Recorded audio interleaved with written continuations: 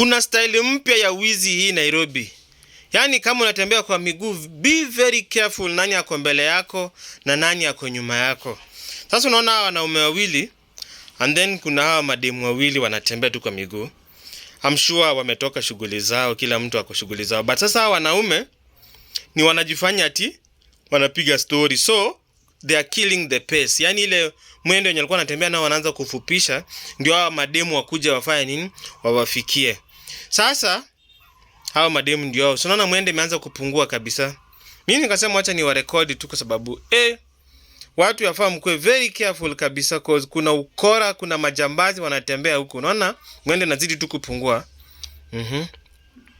Ngoja uone. Mwendo inazidi tu kupungua. Sasa wale wajamaa wameanza kutembea polepole. Na in the process ukienda kuwafikia wanakufanyia ile mbaya. Alafu kuna huyu mse wa baiskeli, angalia huyu mse wa baiskeli mcheki. Alishtua huyu msichana. I think wakaanza kugombana hapo. Kwenda huko, pitia huko kwa barabara, nini? Na nyinyi mtembee vizuri mkiangalia nyuma. But target yetu ni hao wanaume wawili, angalia tu hao wanaume. Hao ndio sasa wenyewe vimoda. Hao wanakufanyia mbaya na by the time unaamuka, walishaenda, simu ishaenda. Alafu unacheki hapo hivyo, kuna watu hapo wengi. Ngoja tu uone hapo.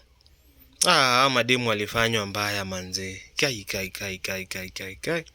Nani tusichana tu tudogo, si ati ni wasichana wakubwa. Ngoja. Ni kama hata hakuna kitu iliwafanyikia. Waendelea tu kuwatch videos zangu na nikiwawestia tu time hivyo. Share kwa mtu mwingine pia tumwestie time.